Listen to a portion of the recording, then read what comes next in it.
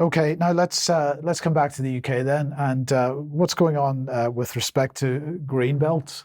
Yes, quite. Well, greenbelt is sort of yet another of the many attacks on land and land use that we're seeing up and down the United Kingdom and have done for many years, but it's become more and more acute this year. So we've got the many competing sort of aspects of food security, of what they're calling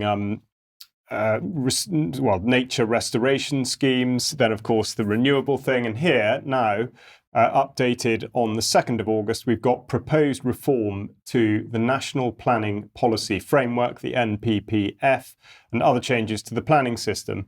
There's a lot within this, but what I want to point out is that it's this paragraph here that they want to remove from a footnote, which is the availability of agricultural land used for food production should be considered alongside other policies in this framework when deciding what sites are most appropriate for development. So they want to remove that.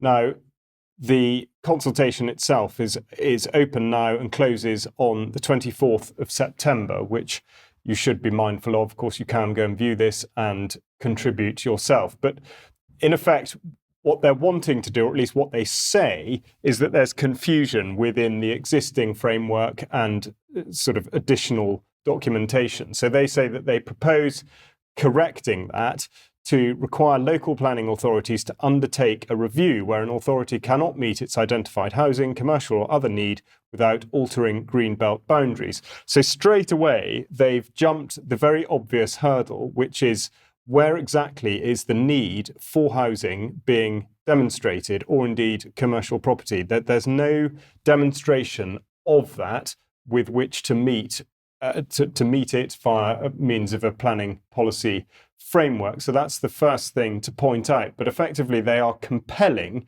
local authorities to undertake a review, and it's very easy to see how that's then a step towards using greenbelt. So we're calling this greenbelt release. We propose to insert a new paragraph in the NPPF, which will make it clear that in instances where a local planning authority cannot demonstrate a 5-year housing land supply or is delivering less than 75% against the delivery test, or where there is unmet commercial or other need, development on the greenbelt will not be considered inappropriate when it's on sustainable grey belt land, where golden rules for major development are satisfied and where development would not fundamentally undermine the function of the green belt across the area of the plan as a whole. I think we describe that as word soup. What on earth do they mean by it? Well, in effect, as I say, what they're trying to do is push the authorities to chuck the rule book out the window and just build on green belt. But instead, the way they do it is they decide, well, they'll come up with a new term called grey belt, which of course we've referred to in the past, and they define this as such. For the purposes of plan making and decision making, grey belt is defined as land in the green belt, comprising previously developed land and any other parcels and or areas of greenbelt land that make a limited contribution to the 5 greenbelt purposes. So, of course, they could still be making contribution, but just a limited one, which therefore makes them vulnerable. We'll just look at what the greenbelt is supposed to do. 5 purposes: to check the unrestricted sprawl of large built-up areas, to prevent neighbouring towns merging into one another, to assist in safeguarding the countryside from encroachment, to preserve the setting and special character of historic towns, and to assist in urban regeneration by encouraging the recycling of derelict and other urban land. I think it's safe to say that absolutely none of those purposes or objectives are being met,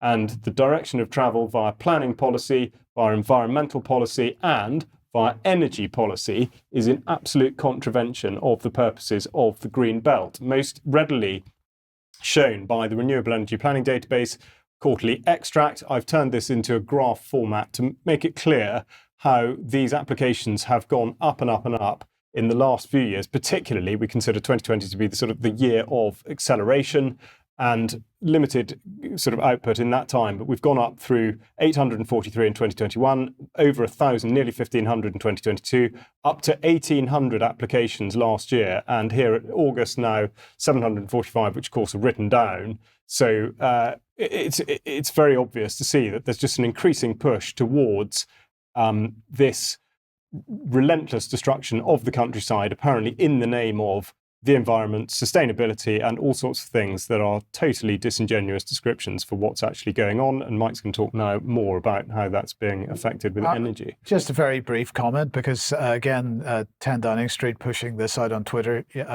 yesterday, reminding us that we need to find out all about Great British Energy and how this is going to be great for us and what it can do for us. Well, I just thought it was funny that they were pushing this out when just the day before Cornwall Insight had been releasing their latest forecast for what the energy price cap was going to be for the final 3 months of the year, and expecting to see a 9% increase compared to July. So this, of course, is situation not improving as a result of an ever increasing building of wind turbines and so on. Now, the actual number will be published on the 27th of August, so we've got to wait until then to find out whether that forecast is anywhere correct. But this release of planning restrictions it's been happening for quite a number of years now. It's just accelerating, but it hasn't really resulted in the capability of reducing energy costs for anybody. So what is the benefit of it? It seems to be, as you pointed out, all about restricting the use of land for farming. Absolutely, it is, yeah. And indeed, critically, people deriving pleasure from being in it, which, again, is completely overlooked by all those that should be protecting it. Indeed. Okay, well, we've got to leave it there for today. So thank you very much to Charles and Vanessa, and for you all for joining us. We will be back in a few minutes if you're a UK Column member for some extra. Otherwise, enjoy the interview at 1 p.m. tomorrow, but we'll see you on Friday. See you then. Bye-bye. Bye-bye.